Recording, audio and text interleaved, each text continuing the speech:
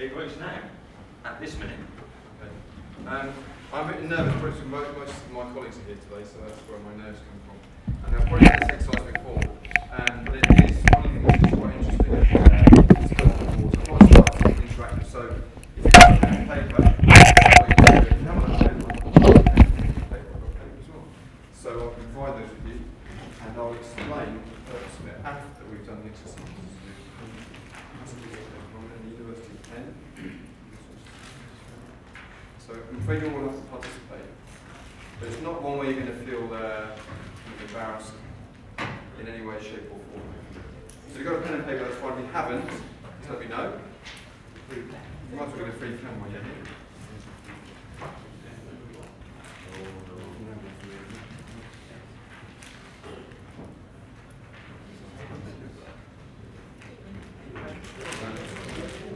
You've got something you can lean on. I think there's some things that come out from the side of the chairs that you can actually lean and rest on that.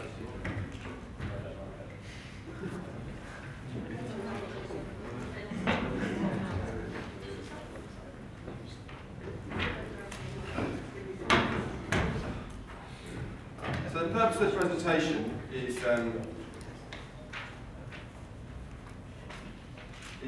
to look at creativity in coaching and some of the aspects from that.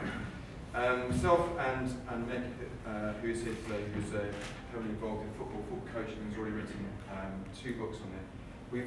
For a long time we shared our opinions on coaching, from what we saw and what we delivered and what we saw the responses from athletes who we were involved with, and we were sort of quite critical of some of the things that we've seen before. So we decided to put a 3rd text together this year, which is in its stages to go to print. And I've contributed one section on that about creative coaching. And the first thing I want you to do, and whilst it sounds a bit odd, and I apologise to my colleagues who may have done it before, is I want you just to simply draw a watering can. Okay? That's the task, just draw a watering can. As odd as it may seem, draw a watering can. You won't be asked to stand up and present your watering can, and no one else will see it, and there's no copy in James, so... That's rubbish.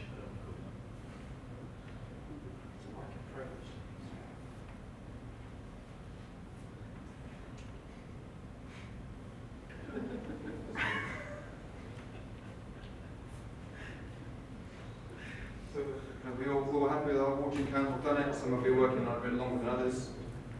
I won't even look. I can tell you what will happen. Hopefully you'll be like the other groups. Interestingly, people when they do their watering cans, very often their watering can is on the level, but there is still water coming out of it. I don't know if anybody's done that. I'm tipping my paper. You're tipping your paper, so that's fine. Some people, when they get a bit more time, draw flowers. Has anybody drawn flowers? Okay, a few people have drawn flowers. Has anybody actually drawn water and coming out of it without it being tipped? Okay, so that's half of the people. So bizarrely enough, these are self-watering watering cans. You leave them on the side, the water comes out, and it doesn't need to be tipped at all. Who drew flowers? Who drew a large watering can, really fill the page? And who drew a small one? Who drew a small one? Okay, so what we have, interesting in those 2 things, and I won't go around and humiliate people because you know who you are, because I've pretty much explained what we see. The guys who have drawn very big watering cans tend to be quite confident in what they do. It's a bold expression, I feel confident, this is what I've been asked to do, I know what I'm doing. The ones who've drawn a very small and slightly sceptical, and think, well, okay, if I make a mistake, at least I won't have ruined the whole page. So I'll take a low risk, so I don't really back myself, and I'll just be quite conservative in what I do. And that actually is exhibited very often when you give players the same amount of freedom. Some of them are very conservative in how they work, and they think, okay, well, these are skills I know. The ones who are given freedom really have a big chance to express themselves.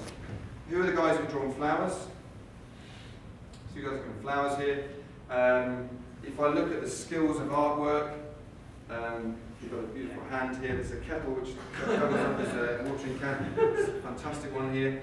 Now we've got some fairly standard watering cans. There's an excellent one here. Water's coming out, and again it's not tipped. Quite a big one here. If you look at Oscar's, okay, that's a self-tipping one. This spout's already tipped. Okay, and that's Not quite sure. Anyway, it is a watering can. The point is that I didn't give you any constraints. I didn't say how I wanted it to be drawn. I allowed you that freedom to do that. I trusted that you'd be able to do it. I wanted as much creativity, and I wanted you to be free to do what you do. The outcome's the same: score a goal, hit a ball, pass a ball, move, deceptive, whatever it is. But it's how you've done it. I'm giving you that freedom. And I think, and this is where myself and Mick believe, is that very often coaches are high on organisation. We like organisation, we like structure, and low in freedom and expression. We don't trust ourselves, we don't trust the people in front of us. We've come from highly organised coaching ourselves. Do we trust players once they've crossed the line and gone to that pitch environment? Do we trust them to express themselves, to be free? Or do we like them to be like my dad when he was teaching me to drive a car, when he said, now, you will remember to do this, won't you? And you will remember to do that, and you will do this. There's a lack of trust, a lack of saying, I can trust you to go and do it, off you go. And I think coaching has reached that very, very restrictive, highly organised structure at some levels, not everybody. So the watering can, what is an exercise to do, actually is symptomatic of how we coach. This was from the American Heart Association, and their promotional campaign was said, caution, children not at play. Okay, this is not about play in the sense of climbing trees and playground safety and so on. This is about the ability to allow children that time, certainly at primary education, at the fundamental stage, literally to play. To remove that high organisation, to allow them to express themselves, to give them a game environment where they can explore and use their imagination. And we are very fearful of play, because play means risk. Play means I'm not quite sure what they're going to do. And in fact, children will be very good at finding their own play and finding their own space. I don't know if many of you have got children, but children have a wonderful imagination that creates very, very creative, almost the most creative part of their life, and they have imaginary friends and do imaginary games. And we are quite restricted to that. Where should this come from? Okay.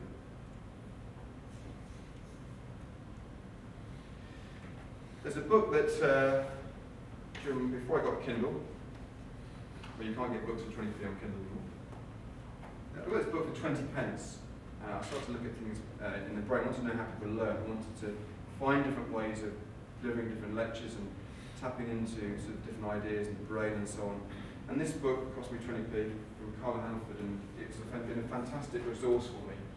Because every child inside him has an aching void for excitement. And if we don't fill it with something good, which is exciting and interesting and good for him, he will fill it with something which is exciting and interesting, which isn't good for him. I'm sorry about the gender bias on that, but it's Roosevelt's quote.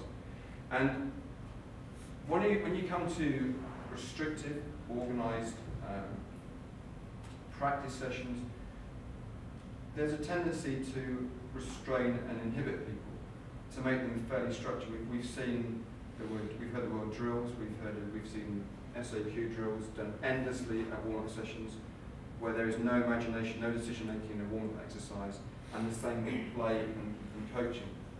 So it's about engaging people, it's about engaging children with that freedom of creativity. So I put 5 areas up here to think about. I'll show you some examples in a minute. We've spoken about imagination. I'll show you some examples in a second. We all have an incredible imagination. That imagination is not based on any particular state. So I don't only have imagination in certain parts of my life. I spend my life quite a lot of time like Walter Mitty, where some minutes I'm a submarine commander, other minutes I'm saving the planet.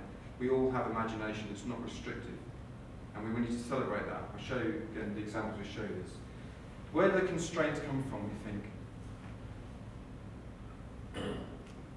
If we named the greatest players in English football in the last 20 years, 30 years, how many fingers would I be able to put up the representative player? How many great players could we think of? the silence. 4. 4. Okay, so the 4 players would be Rooney. Wayne Rooney. Kind of people. David Beckham. George Best. George Best. They have to be English players. Gazza. Paul Gascoigne.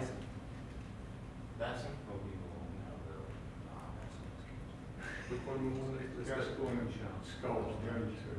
Okay, so we think about Gascoigne and Paul Scholes as being 2 of the 5.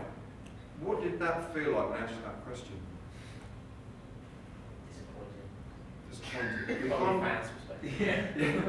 I have to stretch that to 30 years to embrace George Best.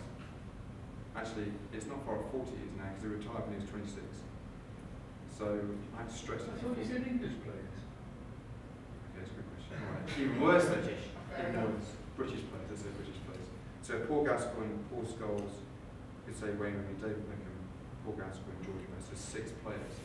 So 11 players in the national team over the period of 40 years, which is under how many World Cups? Say 6 or 7 World Cups. Where do you think the constraints of those have come from? So the constraints of the. Where do you think the constraints and the development of those players has come from? I've got genetic attributes up there. We're not looking at Usain Bolt.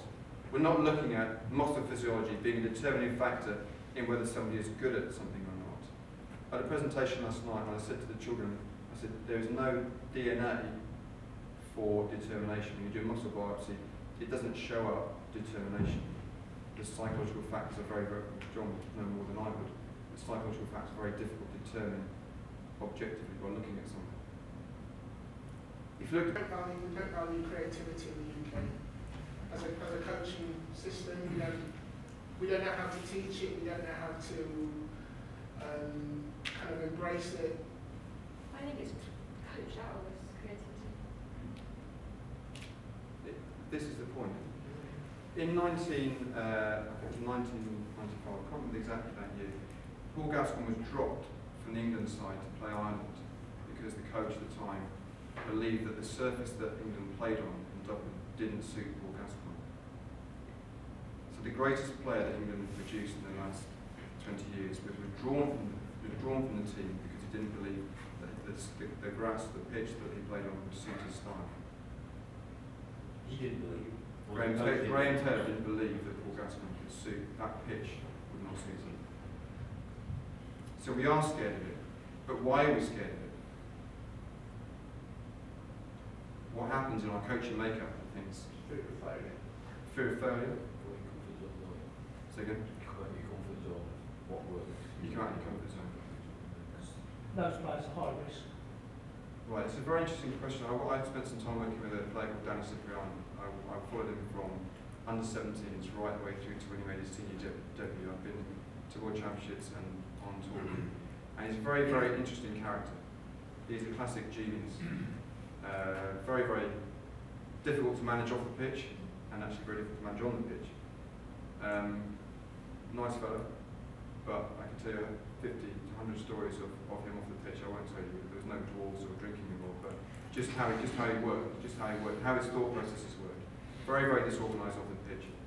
And he was regarded by the England coaching setup as being high risk, but high reward. So he could do something that would be incredible, but if it didn't go well, there'd be huge fallout from it. And so he's removed.